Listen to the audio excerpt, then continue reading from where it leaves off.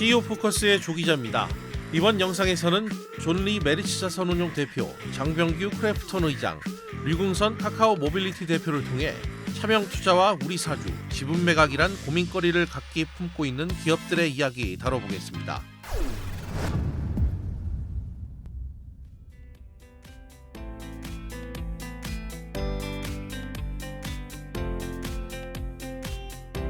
월가 출신의 가치투자 전도사 존리 메리츠자산운용 대표는 활발한 방송 활동과 강연을 통해 친숙한 이미지를 쌓으면서 동학개미의 멘토라고 불렸습니다.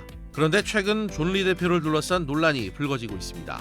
금융당국이 존리 대표의 차명투자 의혹에 대한 조사를 착수한 것이 파악됐기 때문입니다. 사연은 지난 2016년으로 거슬러 올라갑니다.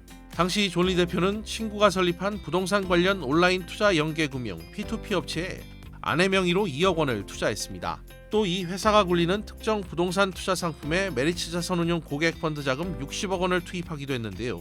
이에 금융감독원은 이 사안과 관련해 메리츠자산운용에 대한 수시 검사를 실시했습니다. 이 같은 투자 행위가 이해관계 충돌에 해당하는지 집중적으로 살펴보기 위해서입니다. 하지만 메리츠자산운용 측은 곧바로 차명 투자 의혹을 부인했는데요. 배우자가 일부 지분을 소유한 회사는 현행법상 이해관계인에 해당되지 않는다는 이유에서입니다. 또 이 같은 의혹이 성립하려면 해당 펀드에서 손실이 났어야 하지만 연 12% 수준의 수익을 내며 투자자 피해도 없었다고 강조했습니다. 존리 대표 역시 차명 투자 의혹에 대해 모든 자료 요청과 조사에 성실히 임했으며 충분한 소명을 마쳤다고 해명했습니다. 하지만 업계 안팎의 시선은 차갑습니다. 아내가 주주로 있는 회사 상품에 투자하는 것이 법적으론 문제가 없을지라도 상식 밖의 일이 아니냐는 지적이 많고요. 해당 거래 행위로 존리 대표의 배우자가 이익을 본 만큼 사익을 추구했다는 비판도 쏟아지고 있습니다. 또 적절한 내부 통제 장치를 마련하지 않은 채 펀드 투자에 나섰다면 위법으로 볼 수 있다는 시각도 존재하는데요. 검사 출신인 이복현 금감원장도 이번 사안을 직접 챙기겠다는 의지를 밝힌 만큼 귀추가 주목되는 상황입니다.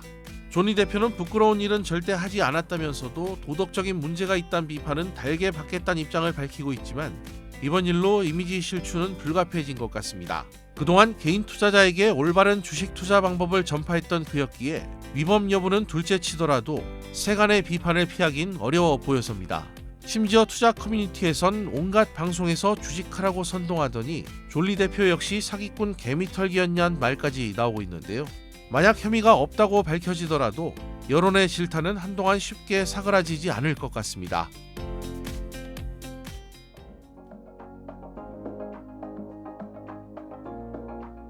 최근 장병규 크래프톤 의장의 고민거리 중 하나는 우리 사주를 매입한 직원들입니다. 반토막난 회사 주가가 원인인데요. 주당 49만 8천 원의 공모가로 2021년 8월 코스피에 입성한 뒤 60만 원 가까이 치솟으며 게임 대장주 타이틀을 꿰찰 때만 해도 분위기는 상당히 좋았습니다. 당시 직원 1인당 200주가 넘는 우리 사주를 할당받아 보호예수가 끝날 경우 적지 않은 현금을 손에 쥐게 될 것이란 기대감이 상당했기 때문입니다. 그러나 주가는 지난해 말부터 줄곧 내리막길을 걸었고 현재는 20만 원대 중후반까지 주저앉았습니다. 상장 당시 1억 3,800만 원이었던 1인당 주식 평가액도 6월 17일 기준 7,200만 원으로 쪼그라든 상태인데요. 현 주가 수준을 감안해보면 1인당 평균 손실액은 6,500만 원에 달할 것으로 추정됩니다. 반면 회사 임원진들은 심란한 직원들과는 분위기가 다릅니다. 상장 직후 일찌감치 보유 지분을 현금화했기 때문인데요. 장 의장을 비롯해 김창한 크래프톤 대표와 임원진들은 상장과 동시에 기존 주식을 파는 이른바 구주 매출 방식으로 수백억 원대 현금을 거머쥐었습니다. 보호예수 기간에 발이 묶여 주식을 처분할 수 없는 직원들과는 사뭇 대조적인 모습인데요. 주가가 반토막난 지금 같은 상황에서는 직원들의 심기가 불편할 수밖에 없겠죠. 장 의장도 이런 상황을 모를 리 없습니다. 이에 자사주 매입에 적극 나서며 나름 주가 부양 의지를 드러내기도 했고 빚을 내 회사 주식을 사들인 직원들이 반대 매매 위기에 처하자 회사 차원에서 추가 담보도 제공했습니다. 하지만 이 같은 노력에도 주가는 속절없이 주저앉았고요. 직원들 사이에서는 우리 사주란 단어가 언제부턴가 금기어가 됐습니다. 잭팟을 기대했던 직원들에겐 우리 사주가 애물단지로 전락한 셈입니다. 그렇다고 당장 주식을 내다 팔 수도 없습니다. 1년의 보호 예수 기간이 걸려 있어 적어도 올 8월은 되어야 크래프톤 주식을 팔 수 있기 때문입니다. 남은 기간 주가가 공모가 당시 수준만큼 올라주기만 한다면 다행이겠지만 요즘 증시 분위기를 고려하면 극적인 반등은 쉽지 않아 보입니다. 뾰족한 해법이 없다는 점에서 우리 사주에 참여한 직원들이 느낄 스트레스도 상당할 것으로 보이는데요. 사라진 대박 꿈을 되살리기 위해 장 이장은 요즘 어떤 고민을 하고 있을까요?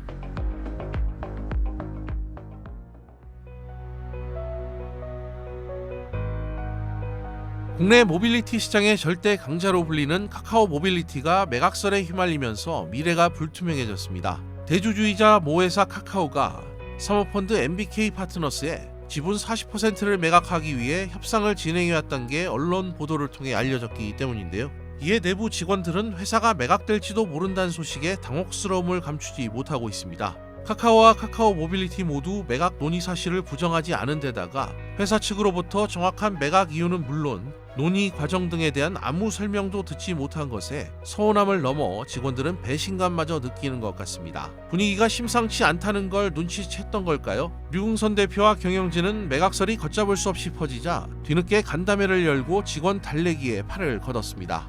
이 자리에서 류 대표는 매각 논의를 진행했던 건 맞지만 결정된 것은 없다라고 밝혔고 직원 복지와 고용 유지와 관련해 받아들일 수 없는 조건으로 회사가 매각된다면 주주인 나부터 반대하겠다라며 목소리를 높였습니다. 아울러 류 대표는 카카오 모빌리티는 카카오 이름을 떼더라도 경쟁력이 있다라고 언급하며 사실상 독립을 시사하는 듯한 발언을 내놨는데요.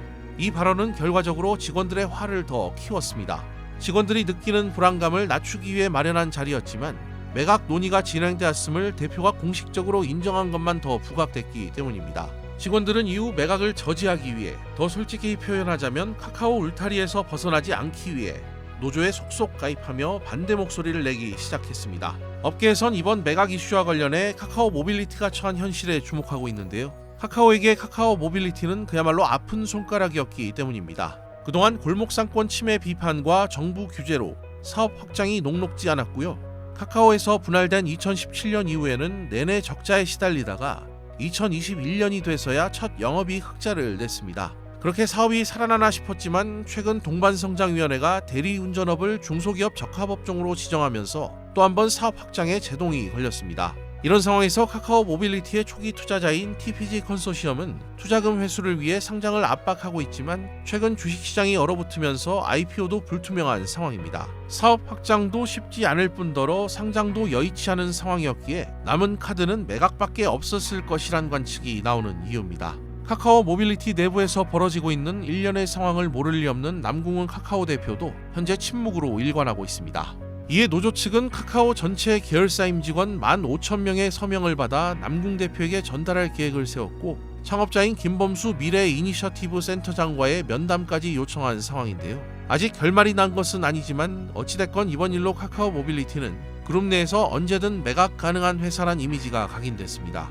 당장 류 대표 입장에선 향후 매각 움직임이 가시화되면 직원들의 강한 반발에 가장 먼저 부딪힐 공산이 큰데요.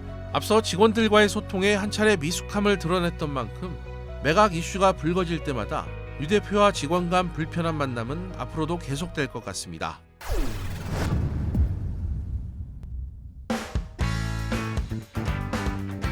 이번 영상에서는 존 리, 장병규, 류궁선 씨를 통해 차명 투자 의혹을 받고 있는 메리츠 자산운용, 우리 사주가 애물단지로 전락한 크래프톤, 매각설로 분위기가 어수선해진 카카오 모빌리티 이야기 다뤄봤습니다. 오늘 내용이 도움이 되셨다면 채널 구독과 좋아요, 댓글까지 부탁드립니다. 감사합니다.